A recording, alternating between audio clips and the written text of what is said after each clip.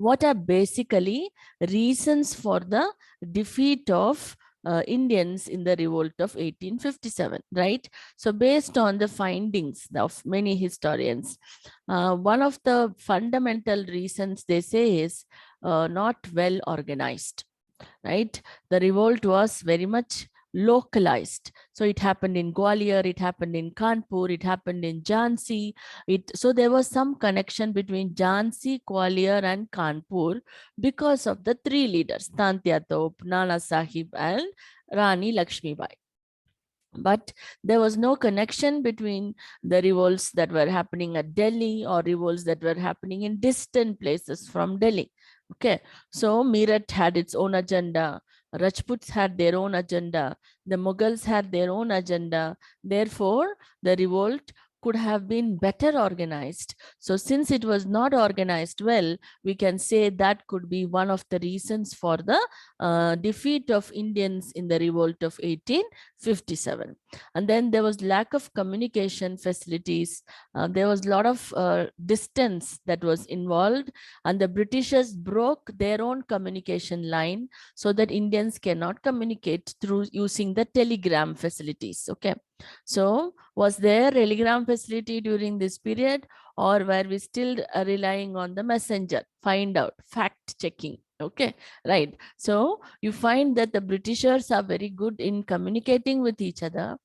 They were able to use their railway line. They were able to use motorized vehicles, whereas Indians were still using horse messengers to send information. And they didn't feel that they need to communicate regarding their strategy. That could be one of the reasons that when the revolt was supposed to happen on 30th of May, it began 20 days in advance, right? Then the Sipais were also widely dispersed, and they were not able to simultaneously act. Which Sipai? The Indians who are working for the Britishers. Okay, so Indian Sipais were immediately dispersed by the British officials. What are they trying to do? Thin them out. See, if they are in a group of 500,000, then the mutiny will become successful. So they are thinning them out into tens so that they are going away to distant locations, and they are not kept in groups at all. Whenever there was a single cause of suspicion that this group of soldier did not use the greased cartridge, or there is a kind of background that in this location soldiers keep fighting for some of their demands, then the Britishers immediately took back the weapons from them and told them not to engage in any kind of field activity. So the organization skills of the Britishers sounded more superior than the organizational skills of the Indians. So we can connect so many points with relating to organizational skills. Then lack of leadership, right? So there usually in times of war, we expect one person to take up good leadership. Okay, so if we had a good leader, then probably it would have been well organized and communication might have been uniform and things like that, right? And people need to look upon somebody as and admire them for their leadership and follow their guidelines. If that is not available, then there might be less coherence in the army. Okay, Bahadur Shah, who are the options? Bahadur Shah II was really old person, close to 80 or 90. What is the exact age of Bahadur Shah? Who is having the fastest finger? We will see. Age of Bahadur Shah. And when was telegram introduced? Two historical facts somebody can put in the chat box. Okay. When was telegram invented? And what was the age of Bahadur Shah II?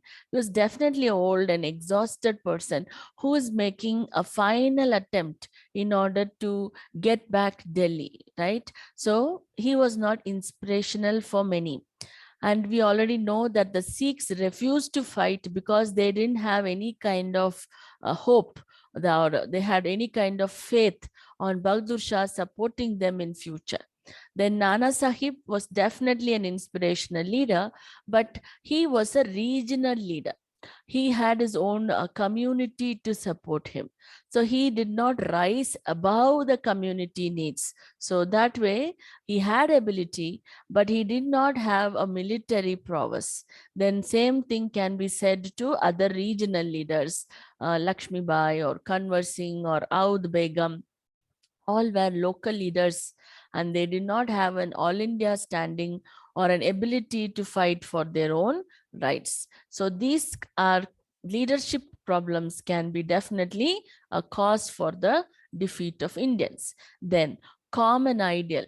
How many of you think that common ideal is very essential? A goal, a target, a kind of target being set, right? So you need to work for this target. You need to invest your time, or you need to invest your energy, or you need to sacrifice for that. So that amount of goal was never shown to the people. It was all very simplistic for them, that I fight today. If I die, it doesn't matter. And what is my goal?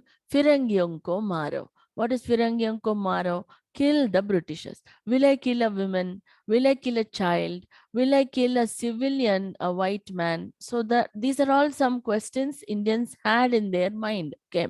See, barbers refused to provide service. Washermen refused to provide service. None of the Britishers got any kind of domestic help during this period. All these are reflections of how Indians were involved in the revolt. Okay. But you did not tell the barber or your tailor or your washerman to go kill the Britisher man. That would not have been easy or comfortable for them to do. We are all not trained to be killers, right? So it is we don't expect that to be our duty. If you say that Mother India needs your support, you need to help India to defend herself in a war, then that sentiment, that emotion can build up an energy, and I can contribute in a way that I know to contribute. But during the revolt of 1857, we were not clear that we wanted to have a free India. What was the goal? Ask the question. Ask the historians. All of them are saying that there wasn't any common ideal. They wanted to restore Mughal rule in India. They wanted to defeat the Britishers and send them out of India, right? So that means what? They wanted to turn the clock back, right? They wanted to go to a period before the arrival of the East India Company. That is not progressive at all. Okay, you have to all that those types of goals don't work out very well. That I have to go back to my period of 10th standard or 11th standard. It's not easy for anybody to do that way. Telegram was introduced in 1844. Bahadur Shah was 87 years old. 88, I think. Okay, so good, Anopya. You are the first to give this answer. That's why when I said 1857, when the revolt began, the British had the ability to send telegrams, whereas Indians were using their horse messengers to convey the information. Okay, right. So good. That way, we learn many things simultaneously. So lack of goals for you also, I'm saying, don't say that you want to go back your 10th standard level or 12th standard level. You have to have your target where you want to be a civil servant, or where I want to run my own business, right? So that way future targets are more useful for our brain to think upon than going back. So these leaders did not say they will create an independent India, they want to create a monarchy, or they will unite all India. They didn't say any of those things. They were only talking about defeating Britishers, sending them home. So lack of common ideal definitely was a problem. So that is why it becomes easy for the Europeans to raise the question, was the revolt for selfish interest? Please listen to this. This can be a question in the examination. Was the revolt fought for a selfish reason? That is the question they can ask you. Was the revolt fought for selfish reason? Then you need to justify either or. It was not for selfish, or it was for selfish interest. See, Rani Jhansi Bai felt that her son has to come to power. So she wanted to fight and defeat the Britishers so that she can liberate Jhansi, and then she will be able to come to power at Jhansi. So that can it be called as a revolt for selfish reasons is the question asked, right? So that's one of the things that you need to understand. Orthodox section of Hindus are feeling that their interests have been taken away by the Christians. Same way, Muslims are also feeling that the Britishers are interfering in their way of life. So that way you find it was more not having common ideal. That becomes a problem for most of these places that had participated in the revolt. Then lack of support from ruling classes for the rebels, whereas support shown by the local ruling class to the British. So whichever way you want to write, okay. So the Britishers, if they would not have received support from the local ruling class, they might not have been successful so easily, right? They were able to find resources, they were able to find intelligence information, they were able to get Indians to support them in the revolt. So that way you have the local people supporting the East India Company, okay. Sir Dinkar Rai, who was a minister of Gwalior, supported Britishers. Salar Jung, minister of Hyderabad, provided information and military support to the East India Company. Sang Bahadur of Nepal, Dost Muhammad of Afghanistan, where they were all closed when it comes to the revolters, whereas they were open for any kind of support to the Britishers. So that means the support shown by the Britishers were responsible for the revolt. Then better equipments. The British soldiers were better equipped. So that means they are having latest weapons because they are having colonies all over the world, and they were having brisk trade through using ship and railway lines. So it becomes easy for them to carry modern weapons from place to place.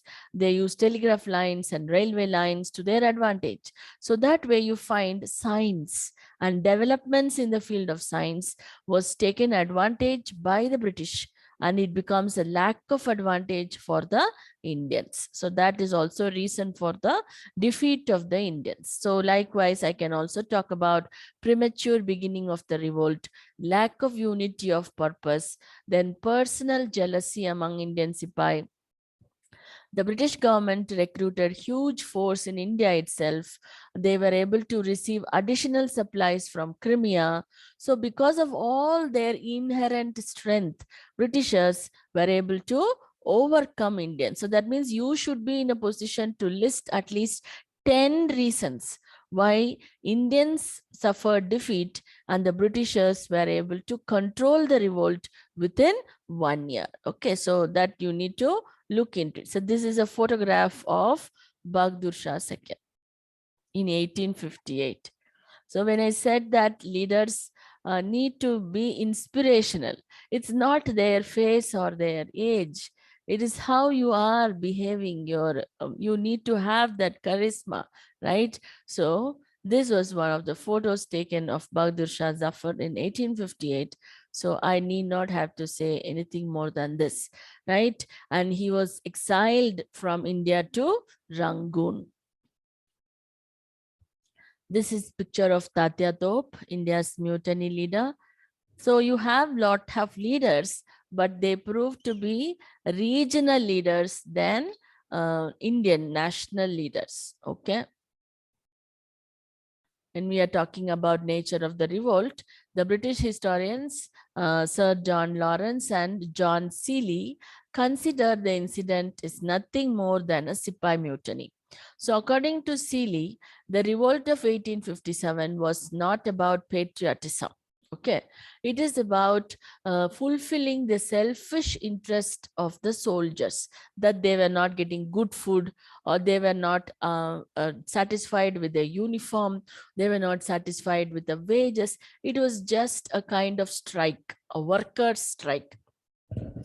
So it didn't have any kind of nationalistic agenda, or it did not have any kind of people support. So there was no native leadership, there was no popular support.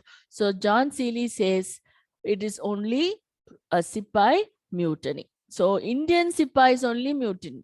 It was not even the Europeans or the foreign Sipais. It was the rebellion of the Indian Sipais by themselves. Okay.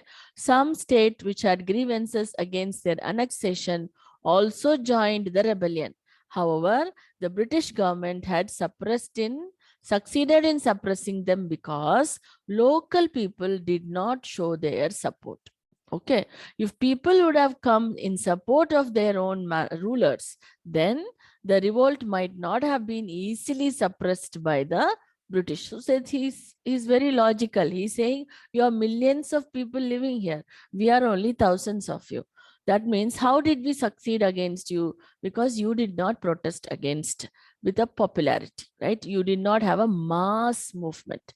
It was just a strike organized by the Sipais. So he calls it as a Sipai mutiny. Don't need to give so much of nationalistic or patriotic angle to the story because the soldiers were discontent with their regulations of transfer, their uniform, their dress code. So they were, that means petty reason. See, he's putting you down. He's saying it's all petty reason that I didn't get food or I didn't get uniform. It is not about patriotism. India should win freedom. So that angle is not there. It is for the petty reason Indians had started this incident. So it should be called as a mutiny. So that is the best argument regarding Sipai mutiny. The revolt of 1857, so the second argument, cannot be considered as a mutiny in the ordinary sense of term because you are lowering it. The revolt was more than a mere Sipai mutiny. That is what Surendranath Sen is telling. Okay. So Surendranath Sen is saying the basic character of the incident is revolt. Revolt is an organized effort to overthrow the existing government. What is a revolt? Revolt is an organized effort to overthrow the existing government, governing group, governing team. Okay. So the incidents that took place in 1857 was not only in the barrack. It was above that. So it cannot be reduced to the level of mutiny. So Sipais were joined by a lot of elements of society like zamindars, Hindus, Muslims, peasant, princess. So we had different sections of Indian society participating in the incident of 1857. So don't call it a mutiny. It was far better in character than a mutiny. So that is the best argument of Surendranath Sen. The middle argument, the highest, the first war of independence, right? V.D. Savarkar. Okay, even recent times, there have been a lot of discussions about this person only, this gentleman only, Veer Damodar Savarkar. Okay, he has written a book called Indian War of Independence. And Ashok Mehta has written a book called The Great Rebellion. Both of them have described this incident as revolt of 1857 as a national fight for independence, a planned war of national independence, a planned war of national independence. So it is not just a mutiny, not just a rebellion. It is a planned effort to get India's independence. The Sipais were the major players, but large number of Indians, millions of Indians had participated in this struggle for independence against alien rule. Okay. And the causes were not as a reaction to the British government. Causes were inherent. Remember one of the questions I asked you, whether Britishers were responsible for the revolt, their actions, or the Indians themselves felt that I need to organize a protest and I need to become free and independent. So according to this school, Indians themselves felt that they need to come up and they need to fight for their freedom and defeat the aliens from India. So that's the argument for the first war of independence. So millions have participated, number of civilians were killed, they were imprisoned, they had sacrificed their property, their land, right? So that way, there is a national character that can be seen in the movement. Then good harmony. There was no Hindu-Muslim conflict. So they had joined together and they have come together to restore Mughal Raj because that was the last empire they remember to be glorious. That is what is the argument here. So Delhi had the last best empire as the Mughal Empire. So they wanted to restore. So that way there is a national character for the rebellion. Hindus and Muslims are coming together. Rich and the poor are coming together. Educated and uneducated are coming together. The armed and unarmed are coming together. So that's the argument presented by people on the school of nationalism. Okay. So what is the protest argument? The revolt cannot be considered as completely national war of independence because the spirit of nationalism was just in its infant stage. We Indians themselves didn't realize that we are a nation. So we didn't realize we are a nation. So we didn't have that feeling of love to our nation. So that is very, very difficult to justify. Then Punjabi, Bengali, Marathas, Madrasi, Rajputs did not participate at all. Then how can you call that this revolt is a national war of independence? Okay. We cannot say 100% Bengali, 100% Madrasi or 100% Punjabi did not participate. Okay. We are saying we did not say a wholehearted, wholesome participation from different parts of India. What is this Madrasi reference here? Madras presidency was the known term. So whoever lived in Madras presidency was referred as Madrasi, not the present day connotation. Okay, right? So there was not much participation. So there was no nationalism, so it is not a national war of independence. So Dr. Sen is saying India in the first half of 19th century was only a geographical expression. What do you mean by this? India in the first half of 19th century, Dr. Sen, Surendranath Sen, he says India didn't have a feeling of being a nation. India was a term that denoted the land mass that existed in the middle of three oceans and had Himalayas at the north. So it is the geography. India was a geographical expression. What do you call the land that is surrounded by three oceans and has Himalayas in the north? India. Indians didn't have the feeling of being in India. Okay, so that is the difference of being a geographical expression and a nationalistic feeling. So that's why they are saying probably it is too early to say that there was a nationalistic feeling. And Bahadur Shah II was not a national king, and he was actually a king of no land because he didn't control any territory. So they also say he was compelled by the Indian Sipais only to take up the leadership. So that is why Bahadur Shah said yes, right? So it was definitely a little better than the Sipai mutiny because people participated, but it is not as high as the first war of independence. So the middle game is, it is not a rebellion. It was better than the rebellion. So it was a revolt, organized effort. Okay. So Professor Bipan Chandra is of the view the revolt of the Sipais was accompanied by rebellion of the civil population. Okay, particularly northwest of India and Oudh, right? So that way, we should not have a slightest doubt that the Indians wanted to throw the British out of India. No doubt in that. But India wanted to get rid of this foreign rule in India. India wanted to restore the old order. No one needs to have a doubt in that.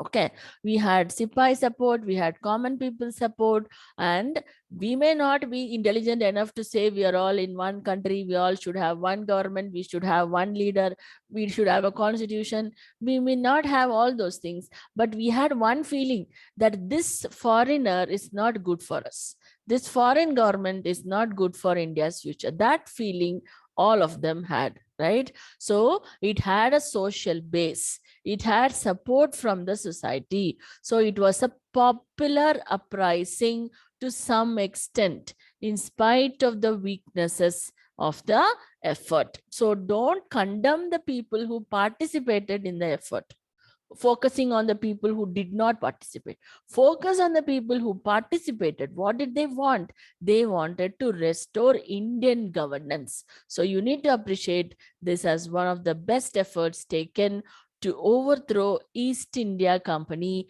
and we succeeded to overthrow East India Company. See, take it very literally. 1857 is the end of East India Company's administration in India.